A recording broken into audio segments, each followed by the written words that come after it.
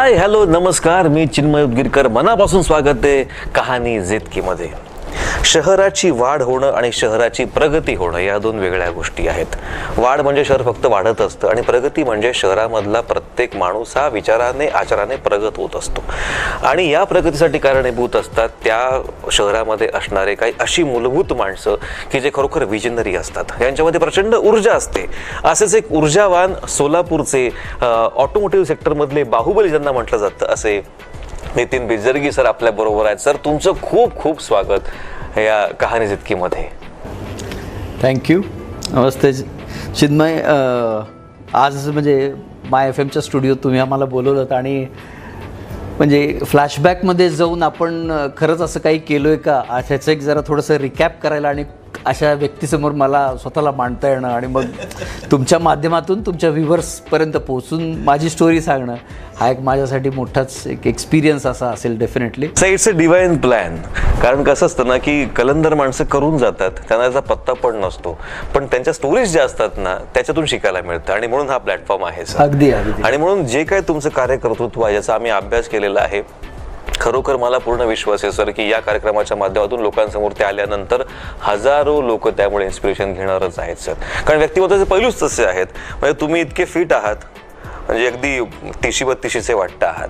त्याच्यामध्ये ऑटोमोटिव्ह सेक्टरमधला एवढा अभ्यास आणि एवढा प्रचंड आवाका की 600 माणसांना तुम्ही आज एम्प्लॉयमेंटशिप दिलेली आहे. ॲट द सेम टाइम तुम्ही ट्रॅव्हलर आहात, तुम्ही सायकलिस्ट पण आहात.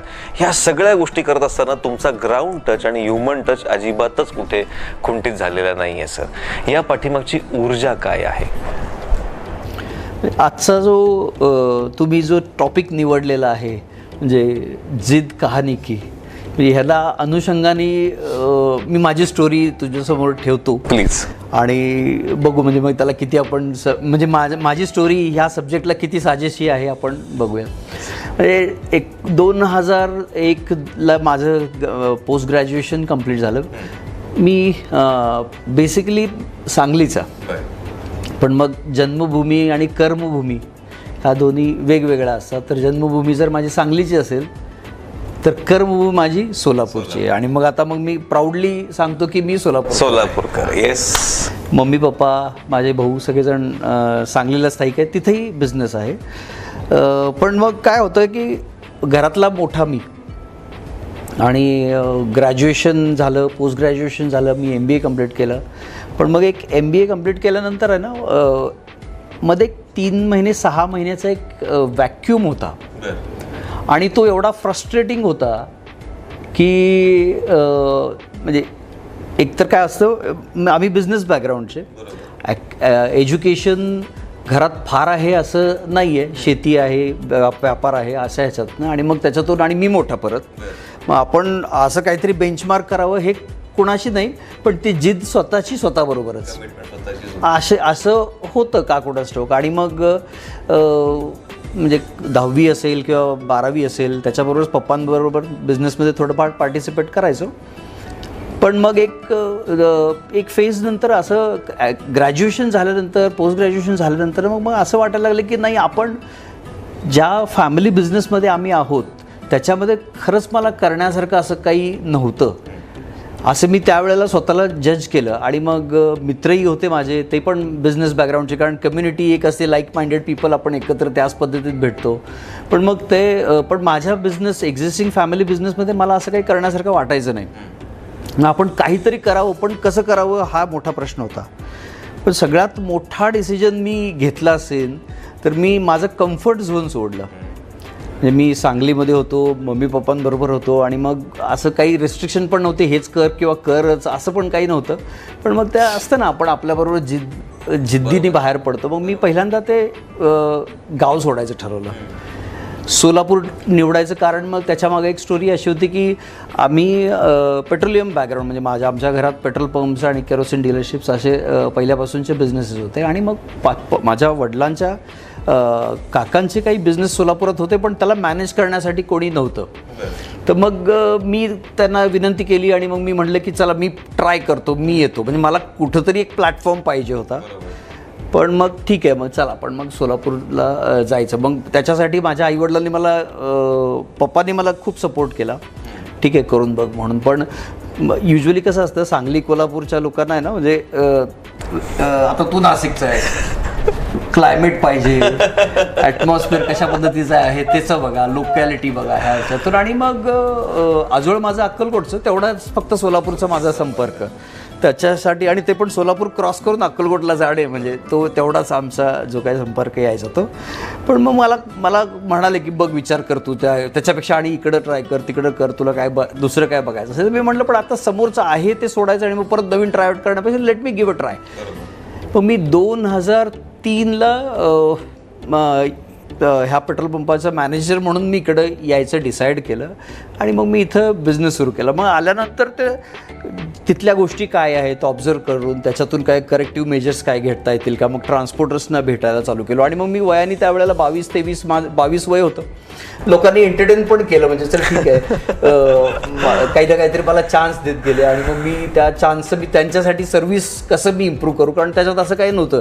कारण फ्रँचायझी बिझनेसमध्ये मटेरियल कोणीतरी सप्लाय करतं आणि ते तुम्ही फक्त तुमचं मार्जिन ॲड करून तुम्ही त्या कस्टमरला प्रोव्हाइड करायचं असतं. त्याच्यामध्ये मग सर्व्हिसेस मला काय ॲडिशन करून देता येतील, त्या सर्व्हिसेसमध्ये माझा क्लायंट कसा खुश होईल, ह्या गोष्टीकडून छोट्या छोट्या गोष्टीतून मी ते करत त्याच्यातून मग मी 2003-2004 2 वर्ष मी इथं एस्टॅब्लिश झालो. मग एक म्हणजे लोकांमध्ये बसणं, मित्रपरिवार हा आवडीचा विषय, त्यामुळे मग इथेही आल्यानंतर एक फ्रेंड सर्कल, इथे काही रिलेटिव्ज होते तर त्याच्यातून त्यांच्या माध्यमातून मला एक इथं एक फ्रेंड सर्कल पण चांगलंच लवकरच डेव्हलप झालं. ह्या जर्नीमध्ये ना 2004ला लोकल माध्यमातून होंडा 2 व्हीलरची एक ॲडव्हर्टिजमेंट आली, एक बिझनेस अपॉर्च्युनिटी आली. पण आमच्या फॅमिलीमध्ये असं ॲटोमोबिलचा कोणाला एक्सपिरियन्स ॲज सच काहीच नव्हता ना, ॲकॅडमिक्स पण, म्हणजे असं काही स्पेसिफिक त्या फील्डमधले माझं ॲकॅडमिक्स पण नव्हतं. पण मग एक बिझनेस बॅकग्राऊंड होतं तर आपण ते करू शकतो असं. मग सहज मी पप्पांशी प्रपोजल ठेवलं, आजोबांशी मी बोललो. पण मग तो कसा आहे की हा बिझनेस खूपच कॅपिटल इंटेन्सिव्ह असा बिझनेस आहे आणि मग त्यावेळेला फिनान्शियल सिच्युएशन्स ह्या सगळ्या गोष्टीला परमिसेबल होत्याच असं नव्हतं. पण मग बॅचलर होतो, कोण काय विचारणारं नव्हतं, काय नाही, कुठेही फिरा, काही करा. मेस होती माझी इथे मोदीमध्ये, मी मेसला जायचो कारण एकटंच असायचो, घरी झोपायचं आणि मग दिवसभर काम करायचं आणि मेस, अशी स्टोरी असायची. मग पप्पा म्हणाले की ठीक आहे चल, म्हणजे आपण त्याने मला खूप असं, म्हणजे तू अक्कलकोटचं स्वामी समर्थ कसं आहे ना की भिवू नको, मी तुझ्या पाठीशी आहे, तर त्याने मला आहे ना तू फक्त कर, काही झालं तरी. आणि त्या ह्याच्यातून आहे ना त्या सिच्युएशनमध्ये जर काही डिसिजन्स चुकले तर युटर्न असा नव्हता. पण मग म्हटलं काहीतरी मोठी उडी मारूयात आपण, तर मग तिथून ती जर्नी ॲक्च्युली सुरू झाली. आणि आम्ही ॲप्लाय केलं होंडा मोटरसायकल्स आणि स्कूटर्सला. त्यावेळेला पण सिच्युएशन्स असे होते की ते होंडाचे आणि मग एक्झिस्टिंग त्यांच्या इथले जे पार्टनर होते, हिरो होंडा म्हणून पहिल्यांदा असायचं. तर हिरो होंडाच्या इनिशियल टायप्समध्ये Honda is suppose to manufacture only scooters, not motorcycle. आणि मोटरसायकल आणि सोलापूर जिल्ह्याची जर टेरिटरी बघितली तर मोटरसायकल प्रोन मार्केट होतं. पण असं एक हे होतं की स्कूटरला थोडासा दिवस येतील, कारण त्याच्यामध्ये एकतर अर्बनायझेशन होत होतं. अर्बनायझेशनमध्ये लोकांना कम्फर्ट पाहिजे, थोडंसं मायलेज कॉम्प्रोमाइज जरी झालं तरी युटिलिटी जास्त पाहिजे. तर असं वाटलं की आपण तो ट्राय देऊन बघूयात. आणि डेफिनेटली काही ना काहीतरी कंपनी पण, म्हणजे जेव्हा मॅन्युफॅक्चर मोठा विचार करतो तेव्हा आपण चांगला ब्रँड आणि चांगले शोल्डर जर आपण निवडले तर आपल्याला पण हँड होल्डिंग कायम मिळेल. तर आणि त्या बाबतीत खूप ते जजमेंट किंवा ते कॅल्क्युलेशन्स माझे बऱ्यापैकी चांगले आले. आणि मग आम्ही त्या बिझनेसमध्ये ॲप्लिकेशन केलं. खूप कॉम्पिटिशन होतं. सोलापूरमध्ये एकतर बेस नव्हता माझा, त्यामुळं म्हणजे प्रॉपर्टी, आता बेसिकली ह्याच्यासाठी इन्फ्रास्ट्रक्चर लागतं, फंड्स लागतं आणि मॅनेजरियल स्किल लागतात. ह्या 3 ॲबिलिटीज जर तुमच्याकडे असतील तर तुम्ही शॉर्टलिस्ट होता युजली, असं आहे. ह्या तिन्हीपैकी माझ्याकडे काहीच नव्हतं. एकतर म्हणजे हा मॅनेजर म्हणूनचा जो काही माझा 1-1.5 वर्षाचा एक्सपिरियन्स, तो मी डॉक्युमेंटरी कुठं प्रूव्ह करू शकत नव्हतो, कारण माझ्याकडे बॅलन्स शीट स्वतःची असंच काही नव्हती. त्यामुळे मी फायनान्शियली नव्हतो. सोलापुरात असल्याकडनं प्रॉपर्टीचा विषय लोकली आमचा असायचा काही संबंधच नाही. मॅनेजरियल स्किल त्या एजप्रमाणे माझ्याकडे जेवढे होते त्याप्रमाणे होतो. पण एक जेन्युन अटेम्प्ट दिला. जॅपनीज टीम आली होती इंटरव्ह्यूला. मोठी कॉम्पिटिशन होती, एक्झिस्टिंग ऑटोमोबाईल डीलर्स होते, त्यावेळचे मुख्यमंत्री उपमुख्यमंत्री होते. पण म्हटलं की आपण एक इंटरव्ह्यू देऊया आणि जेन्युन इंटरव्ह्यू देऊया आणि मग बाकी आपल्या हातात जेवढं असतं ना ते बेस्ट जे करायचं तेवढं बेस्ट करू आणि सोडून देऊ. तर मग असं झाला. जॅपनीज होती त्यात, म्हणजे मला अजूनही आठवतं आहे की मियातो सान म्हणून जॅपनीज होते आणि मग त्यांच्याबरोबर एक इंडियन असोसिएट असं दोघं मिळून आले होते आणि मग तो इंटरव्ह्यू माझा जवळजवळ 2.5 तास चालला. अदरवाईज काय असतं की जजमेंट घेतात ते आणि मग त्याच्यातून, कारण दिवसभर त्यांचे पण भरपूर स्केड्यूल्स असतात आणि मग त्या सगळ्यांना इंटरव्ह्यू कंप्लीट करायचं आणि ह्या सगळ्या गोष्टी असतात. पण मग एक पप्पांना मी म्हणालो की म्हणजे लिटरली अशी सिच्युएशन होती की तिथं पेट्रोल पंपावर पण पेट्रोल पंपाचा सेल, म्हणजे आता बिझनेस लोकेशनमध्ये मला त्यांना दाखवायचं होतं. भलेही कसंही असे नका, पण बिझनेस लोकेशनमध्ये आपण हे करूयात. लोक युजली मग कुठेतरी 5 स्टारमध्ये मीटिंग अरेंज कर किंवा हे कर. माझ्याकडं काय आहे तेच मी त्यांना दाखवावं असं माझा एक, आमच्या दोघांचा, माझ्या आणि पप्पांचा दोघांचा जेन्युन अटेम्प्ट होता. मग स्टाफ पण तुटपुंजा असायचा. तर पेट्रोल पंपावर जो म्हणजे फ्युएल डिस्पेन्सरला जो माणूस उभारलेला असतो ना, त्याच्यासाठी मस्तपैकी एक ॲप्रन आणलं डॉक्टरांचं, व्हाईट कलरचं. त्याला ॲप्रन घालून उभं केलं, त्याला कॅप दिली भारत पेट्रोलियमची आणि फक्त त्याला तिथं चहा आणि पाणी सर्व करायला त्यालाच उभं केलं. आणि आहे तेवढ्या इन्फ्रास्ट्रक्चरमध्ये आमचा इंटरव्ह्यू झाला. आणि इंटरव्ह्यू म्हणजे सिम्पल कॅबिनमध्ये आमच्या जसं झालं त्या पद्धतीनं झाला. आणि मग त्या ओव्हरऑल ती जी जर्नी आणि त्या ज्या क्वेश्चन आन्सर्सवरून आहे ना एक कॉन्फिडन्स होता. आणि पप्पा मला काय म्हणाले की बघ ठीक आहे, आपल्याला जरी रिजेक्ट करतील ना, पण आपल्याला सांगून रिजेक्ट करतील की बाबा ठीक आहे, म्हणजे you are one of the best, पण ह्या गोष्टी कमी असल्या कारणानं आम्ही तुम्हाला सिलेक्ट करू शकत नाही. इथंपर्यंत करून आम्ही परत त्याच्यानंतर फॉलोअपही नाही घेतला. मग साधारण महिना 10-15 दिवस त्यांची जी काय प्रोसेस, ड्यू डिलिजन्स असेल त्यांचं, त्याच्यातून मग त्याने काही माहिती घेतली. आणि मग त्यांचा एक दिवस मग रात्री 8 वाजता फोन आला आणि त्या ह्याच्यातून मग बाकीच्या त्यांच्या काही गोष्टी क्लॅरिटी कंप्लीट करत त्यांनी कन्फर्मेशन दिलं की yes you are now selected. तो आमच्यासाठी खूप मोठा. आणि म्हणजे पण ते कशी होती जर्नी, अजून हाफवे होती. त्याच्यानंतर ॲक्च्युली स्टोरीजमध्ये खूप म्हणजे एकतर मग आता एवढे फंड्स कसे रेज करायचे, प्रॉपर्टी कुठनं अरेंज करायची आणि ह्या सगळ्या गोष्टी. पण मग ह्या सगळ्या जर्नीमध्ये माझा लोकल फ्रेंड सर्कल असेल किंवा मित्र, म्हणजे इथले रिलेटिव्ज असेल, तर त्याने मला खूप मदत केली इथं. आणि म्हणजे 80-1 लाख रुपयाचं माझं लोन अमाऊंट होतं. ती पण एक स्टोरी भारी आहे. म्हणजे आता मी मेसमध्ये होतो, मेसमध्ये बसायचो आणि मग आतापर्यंतचे आमचे बिझनेसेस जे होते ते छोट्या स्केलमध्येच व्हायचे. त्यामुळे असं नॅशनलाइज बँकेबरोबर जायचं असं कधी आमचा संबंध नव्हता. पण मी असं डिसाईड केलं होतं की जर आपल्याला ग्रो व्हायचं असेल तर आपल्याला म्हणजे बँकर्स पण असा पाहिजे आपल्याबरोबरचा जो आपल्याला शेवटपर्यंत आणि त्या ताकदीने आपल्याला मदत करणार असेल पाहिजे. सो वी डिसाइडेड की आपण नॅशनलाइज बँकेबरोबर जाऊयात.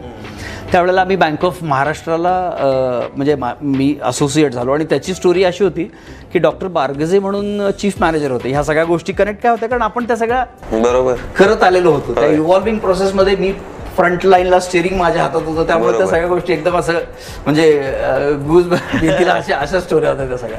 मग त्याने जेवता अशी ओळख झाली होती. साहेबांना मी सहज म्हटलं, आम्ही जमिनीवर बसून जेवायचो, सर असं एक प्रपोजल आहे, तुमच्याकडे दिलं तर चालेल का? काही हरकत नाही म्हटलं, आपण इव्हॅल्युएट करूयात. आणि मग त्याने जेव्हा ह्यांचं LOI आला तेव्हा मग आम्ही माझ्या रिलेटिव्हजला सिंदगी म्हणून, त्यांनी मला शोरूमची जागा त्यांची होती, मग मी त्यांना रिक्वेस्ट केली. मग त्याच्यात त्यांनी मला मदत केली की मी म्हणजे कारण वर्किंग कॅपिटलसाठी पैसे लागणार होते. कॅपिटल इन्व्हेस्टमेंटमध्ये मी जर खूप मोठ्या प्रमाणात इन्व्हेस्ट केले तर मला वर्किंग कॅपिटलला पैसे कमी पडतील. मग मी त्यांना रिक्वेस्ट केली की तोही माझ्याबरोबरचा होता, तोही पहिला फर्स्ट जनरेशन आर्किटेक्ट होता. तर त्याला मी म्हणालो की तू कन्स्ट्रक्शन कर, त्याच्यातला मेजर अमाऊंट पोर्शन मी विकत घेतो, पैसे मी आता देत नाही, पण तुझ्या बँकेचं व्याज मी भरतो. त्याने पण त्याला म्हणजे होकार दिला. आणि मग असं करत आमची एम्प्लॉयमेंट चौकातली प्रॉपर्टी आम्ही तेव्हा ती परचेस केली. आणि मग तिथून परचेस केली आणि मग मी त्याचं 2 वर्ष त्याचा पैसे पे करत होतो. सगळं ठरल्याप्रमाणे आम्ही ते कंप्लीट केलं. बँक ऑफ महाराष्ट्राने पण त्यावेळेला आम्हाला इनिशियली चांगली मदत केली. आणि मग तिथून 15 लाख रुपयाचं वर्किंग कॅपिटल आणि 65 लाख रुपयाचं टर्म लोन असं घेऊन मग ती जर्नी सुरू झाली. आणि मग ओव्हरऑल बिझनेस असेल किंवा मग तिथून एकदा जे सुरू झालं तर त्याच्यानंतर ना मग आतापर्यंत परत मागं कधी बघायचा प्रसंग नाही आला. 2004ला मम्मी पप्पांची मॅरेज ॲनिव्हर्सरी डेट खूप ताकदीने आम्ही म्हणजे लिटरली आम्हाला तो 3च महिन्याचा विंडो होता जिथं बेसमेंटपासून आम्हाला फर्स्ट फ्लोअरपर्यंत कन्स्ट्रक्ट करून इनॉग्रेट करायचं होतं. तो आम्ही ॲक्च्युली त्या कंपनीला टाईम म्हणजे बार चार्ट शेड्यूल म्हणजे सबमिट केला होता आणि तो सबमिट करताना त्याला रिव्हर्स कॅल्क्युलेशन केलं होतं की 15 जून 2004 ही आम्ही इनॉग्रेशन डेट डिसाईड केली होती आणि आम्ही ती 3 महिन्या अगोदर कंपनीला कम्युनिकेट केले होते. आणि माझ्यासाठी आणि माझ्या म्हणजे माझ्या मित्राचे आसिम सिंदगीचे त्याचं तो पण आर्किटेक्ट त्याच्यासाठी पण तो पहिला प्रोजेक्ट. पण मग आमच्या दोघांमध्ये ते बाउंडिंग आणि कंपॅनियनशिप असं होतं की तो ते कन्स्ट्रक्शन फ्रंट तो बघायचा आणि कंप्लीट करत करत मग 2004ला ठरलेल्या वेळेप्रमाणे आम्ही ते कंप्लीट केलो.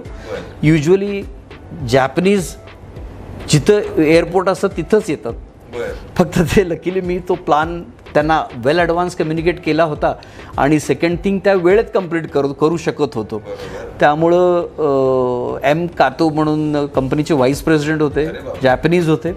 तर ते all the way from Delhi म्हणजे ते इंडिया पोस्टिंगमध्ये होते, ऑल द वे दिल्लीहून ते पुण्याला आले, पुण्याहून बाय रोड सोलापूरला आणि त्याने तो कार्यक्रम आमच्या कार्यक्रमात येऊन त्यांनी शोभा वाढवली आणि ते आमच्यासाठी एक असं खूप मोठं म्हणजे मोटिवेशनल होतं सगळं.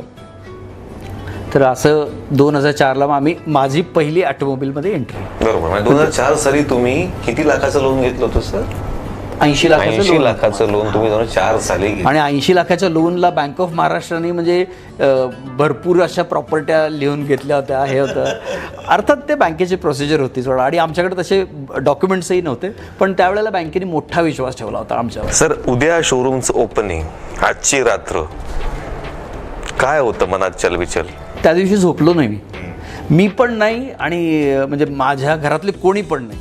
म्हणजे लिटरली सिच्युएशन अशी होती ना की काही गोष्टी आहेत ना म्हणजे बियॉन्ड आवर कंट्रोल असं असतात त्या अशा सिनारिओमध्ये होतं.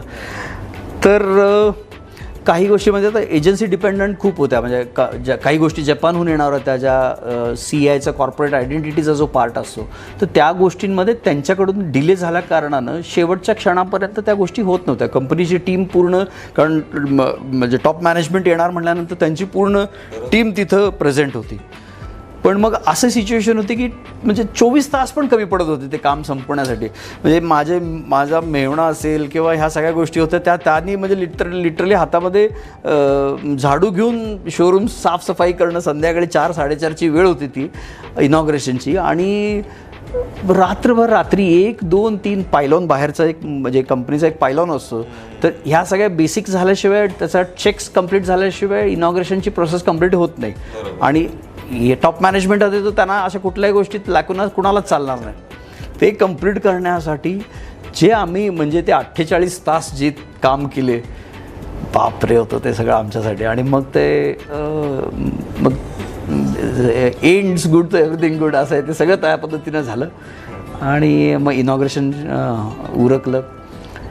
आलेल्या सगळ्या पाहुण्यांना आम्ही मग सोलापुरी ते वॉल आर्ट आणि ह्या सगळ्या गोष्टी ज्या हँडलूमच्या बनवलेल्या त्याचं म्हणजे देऊन आम्ही त्यांचं ते सत्कार आणि एक मोमेंट म्हणून आम्ही त्यांना तो दिला.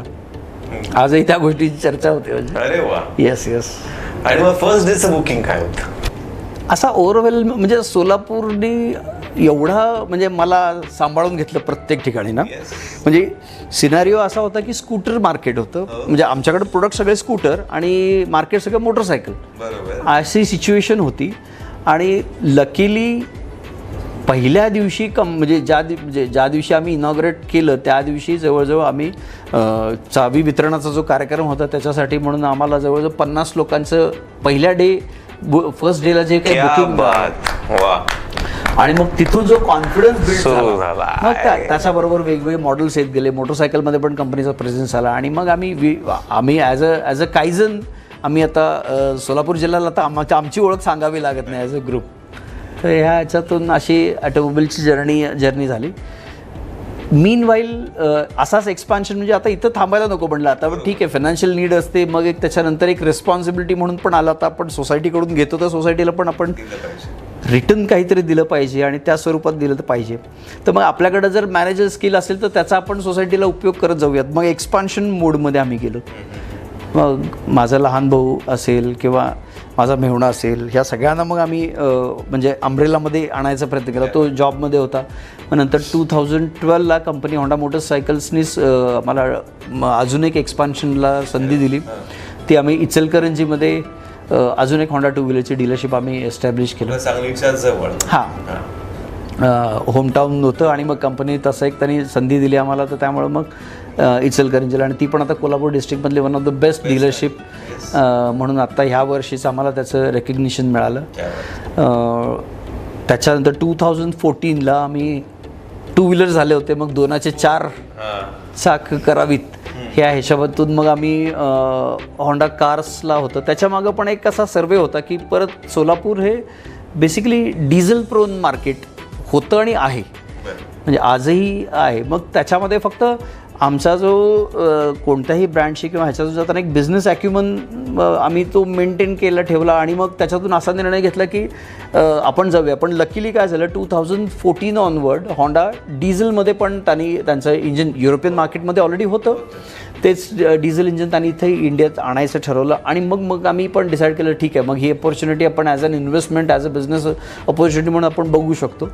आणि मग म्हणून आम्ही होंडा कार्समध्ये 2014ला म्हणजे 27 जुलै 2014ला आम्ही सोलापूरमध्ये होंडा कार्स डीलरशिप आम्ही शिंदे साहेबांच्या हस्ते इनॉग्रेट केली. इमिडिएटली नेक्स्ट इयरलाच 2014-15ला आम्ही लातूरला पोहोचलो. लातूरला पण मोठा 3 सेटअप, सेल, सर्व्हिस, स्पेअर जसं सोलापुरात आहे तसं त्याच पद्धतीनं ॲक्वायर केलं. म्हणजे तिथं हे केलं. मग आता 2000 हे संपवत मार्केटमधले जे काय व्हॉलॅटिलिटी होते आणि ह्याच्यातून होतं आणि आमचा एक कमांड निर्माण झाला होता ऑटोमोबिलमध्ये. मग ह्या ह्याच्यातून 2021ला आम्ही किया मोटर्स इंडियासाठी अप्लाय केला. कारण काय होतं की कोरियन मार्केट इंडियामध्ये चांगल्या मोठ्या प्रमाणात ग्रो होत होती आणि त्याचे इंडियन इन्व्हेस्टमेंट प्लॅन्स खूप स्ट्रॉंग आणि ॲग्रेसिव्ह वाटत होते. आणि मग म्हटलं की वाय नॉट, आपण एक ट्राय करून बघावं. तर मग आम्ही 2021ला कंपनीला अप्लाय केला आणि मग आम्हाला किया डीलरशिप आम्हाला त्याचा LOI मिळाला. प्रॉपर्टी खूप साजेशी मिळाली, तयार असा सेटअप मिळाला ज्याच्यामध्ये आम्ही थोड्या दिवसातच आम्ही मूव्ह इन होऊ शकलो. आणि मग तिथंही नवीन टीम आम्ही डेव्हलप केली. काही आहे त्या टीममधला एक अपग्रेड होण्यासाठी पण एक संधी मिळायला पाहिजे, तर त्यांना घेऊन आम्ही केलं. पण ह्या सगळ्या ह्याच्यामध्ये ना म्हणजे माझा स्टाफ असेल आणि कस्टमर ऑफकोर्स, पण ह्या टोटल जर्नीमध्ये सगळा स्टाफ आम्हाला खूप मदत करत गेला. कारण शिकलोही त्यांच्याकडूनच आणि त्यांच्याबरोबरच आम्ही वाढलो ते असं आहे. तर त्यामुळं ह्याच्यामध्ये त्यांचा खूप असा म्हणजे फाउंडेशन मला वैयक्तिक ॲज अन लर्निंग एक्सपिरियन्स पण आणि ह्याच्यात त्यांचा खूप असा म्हणजे मोलाचा साथ मिळाला. सर, आणि आपली खासियत पण ती आहे ना की आपण स्टाफला फॅमिलीसारखं ट्रीट करतो. म्हणजे एक वैशिष्ट्य जे म्हटलं जातं की आपलं कियाचं शोरूम, तिथे नेण्या आणण्यासाठी सुद्धा स्टाफला आपण वेगळीच एक फॅसिलिटी प्रोव्हाइड केलेली आहे. या स्टाफबद्दलच्या तुमच्या धोरणाबद्दल आम्हाला जाणून घ्यायचं आहे. युजली सर्व्हिस इंडस्ट्री म्हणजे आता ॲटोमोबाईल किंवा रिटेल बिझनेसमध्ये जेव्हा असतो तेव्हा कस्टमर सर्व्हिस हा एक सगळ्यात मोठा म्हणजे पॅरामीटर असतो. आणि रिटेल बिझनेसमध्ये तुम्हाला जर स्वतःला स्टँड आउट व्हायचं असेल तर फक्त तुम्ही, कारण ब्रँड प्रोडक्ट्स मोर ऑर लेस तुम्हाला सगळीकडे मार्केटमध्ये अवेलेबल होतात. मग तुमची USP काय, तर त्या ह्याच्यामध्ये तुम्हाला कस्टमर सॅटिस्फॅक्शनवर जर तुम्ही काम करत असाल तर त्याला म्हणजे ते लॉंग लास्टिंग असतं, असं एक वैयक्तिक आमचं मत आहे. आणि ॲज अ टीम लीडर जर आपण विचार केला ह्या सगळ्या ह्याचा, तर जी टीम ॲक्च्युली काम करते ना, तर ते कस्टमरशी कनेक्टमध्ये असतात, तीच आपली इमेज असती. म्हणजे जर का कायझन म्हणून जर मी स्वतःला सांगत असेल तर ते माझ्यासाठी किंवा कायझनचं रिप्रेझेंटेशन ॲक्च्युली ग्राउंडला कोण करत असेल तर ती टीम करत असते.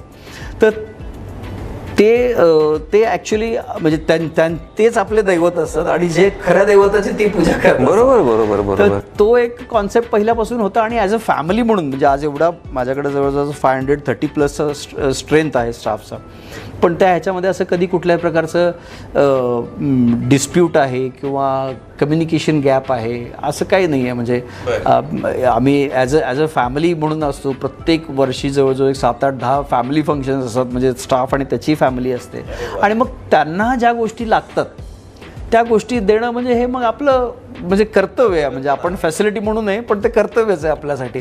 कारण आता काय होतं की म्हणजे फिमेल लेडीज स्टाफनं थोडंसं इनकन्व्हिनियंट असं हायवे आहे किंवा सेफ्टीचा एक इश्यू असतो.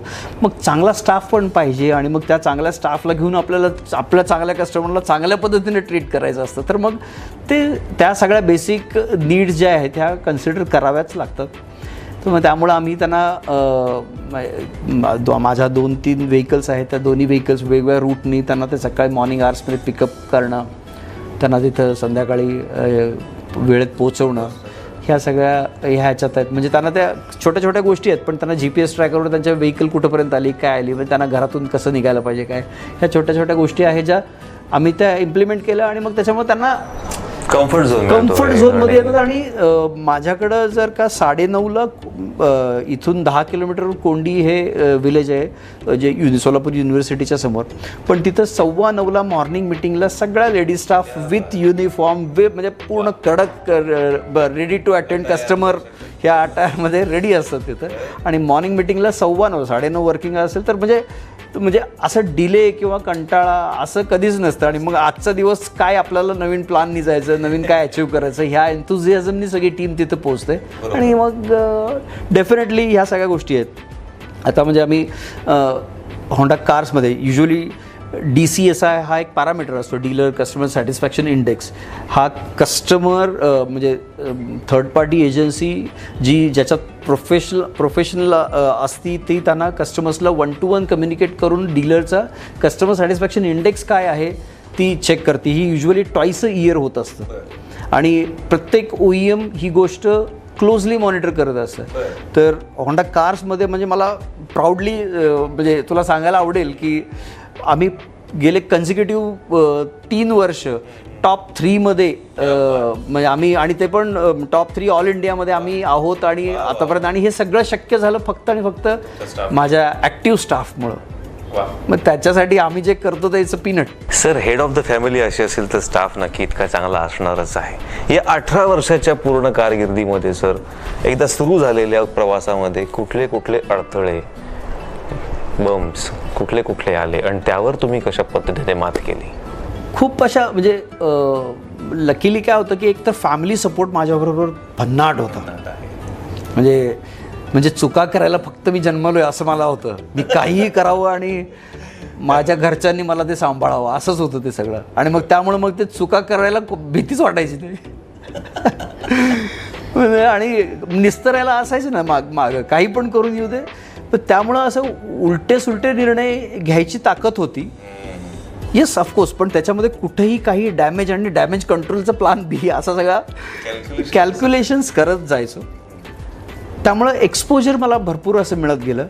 टीम सगळी चांगली मिळाली. माझे कन्सल्टंट्स असतील, माझे मित्र असतील. पण असा एखादा निर्णय की जो अंगाशी आला, घाम फुटला बुवा, असा एखादा टेन्शनची रात्र परत एकदा? येस म्हणजे असं होतं ना की ते असं त्याच्यासाठी कित्येक रात्र पण खराब केलं आणि त्याच्यासाठी मी कितीतरी ओरडूनही घेतलो बायकोकडून की म्हणजे कशासाठी असतो ना आपण जिद्द, मग कशासाठी, जिद्द आपण आपल्यासाठी. असा कुठला प्रसंग सर? काय आलं की असे भरपूर होते, पण आता रिसेंटमधले जे झाले ते माझ्या टीमला बऱ्यापैकी, तुमच्या टीमलाही बऱ्यापैकी माहिती आहेत. म्हणजे आमची कियाची जी जर्नी होती ती खूप अशी म्हणजे अप अँड डाऊनमध्ये खूप गेली. मला 2020ला जानेवारीत ॲक्च्युली LOI मिळाला होता आणि 2021 जवळजवळ ऑगस्टला आम्ही डीलरशिप इनॉग्रेट केलं. ऑलमोस्ट 1.5 वर्षाची ती जर्नी होती. आणि किया मॅनेजमेंट म्हणजे मला ते कल्चरल डिफरन्स माहिती आहे की how Koreans behaves and how Japanese behaves. Okay, Japanese are still emotional किंवा त्या सगळ्या ह्याच्यातून होतं आणि मी म्हणजे माझं बिझनेस बॉर्न बॉटअप जो झाला तो जॅपनीज बरोबरच झाला. आणि एक कोरियनचा कल्चरल शॉक एक असायचा. पण ह्या सगळ्या ह्याच्यामध्ये ना काय झालं की ह्या आम्ही जी प्रॉपर्टी पहिल्यांदा सजेस्ट केली होती कंपनीला जे दिलं होतं तर त्याच्यामध्ये आहे ना there was a technical error, म्हणजे फॉल्ट कोणाचाच नव्हता, पण त्याचा एक एक्सपेक्टेड प्रत्येक बिझनेस एक डीलरशिप सेटअप होण्यासाठी आणि तो बायलॉजमध्ये बसण्यासाठी त्याचे जे काही कॅल्क्युलेशन्स असतात त्या टेक्निकल ह्याच्यामध्ये ती प्रॉपर्टी म्हणजे बसवू शकली नाही, ती टेक्निकली अनफिट झाली कारण त्याचा फ्रंटेज जो एक्सपेक्टेड होता तो फ्रंटेज त्या जागेत बसत नव्हता. आणि मग ते काही कॅल्क्युलेशन्समध्ये ओनरकडून जे आम्हाला ज्या जागेच्या ओनरकडून इनपुट्स मिळाले होते त्याच्यात थोडासा प्रॉब्लेम झाला आणि मग आमच्या ड्यू डिलिजन्समध्ये पण थोडासा इश्यू होता. मग ह्या सगळ्या ह्याच्यातून आम्ही कंपनीला सांगितलं की सर आम्हाला प्लान बी लागेल, आम्ही दुसरी प्रॉपर्टी तुम्हाला सजेस्ट करतो.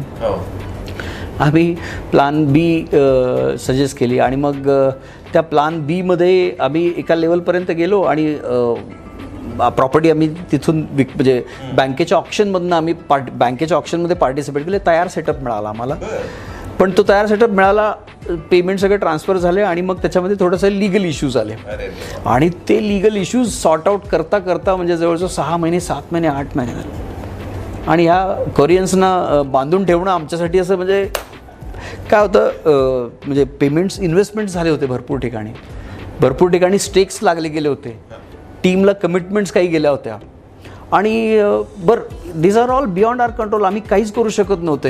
ह्याच्यात किती जरी म्हटलं तर लिगल प्रोसिजर जी होणार होती किंवा त्या प्रोसिजर्स कंप्लीट होण्यासाठी जो वेळ लागणार होता तो लागणार होता आणि ह्या सगळ्या गोष्टी तुम्ही मॅनेजमेंटला कन्व्हिन्स करू शकत नाही सर तुम्ही सांग. वन फाईन डे मी दिल्लीला गेलो, कंपनीला रिक्वेस्ट केली की सर दिस इज द काय असेल ते त्यांना क्लीन सगळ्या गोष्टी सांगितल्या आणि मी त्यांना सांगितलं की सर बघा असं फॅक्ट आहेत आणि मग आम्ही आता ह्याच्यातून पुढं जाऊ शकत नाही, आता प्रायोरिटी तर अशी आहे, इन्व्हेस्टमेंट्स तर खूप झालेत आणि ह्या टोटल जर्नीमध्ये कुठल्याही प्रकारचं डाऊट नाही आहे, जे दिले ते जेन्युइन अटेम्प्ट्स दिले होते पण समहाऊ ते टर्नअप नाही झाले, तर तुम्ही you are free to take any decisions. म्हणजे कारण काय होतं की कंपनीचा मार्केट शेअर सोलापुरातून लूज होत होता आणि किती दिवस कोणासाठी थांबणार कंपनी.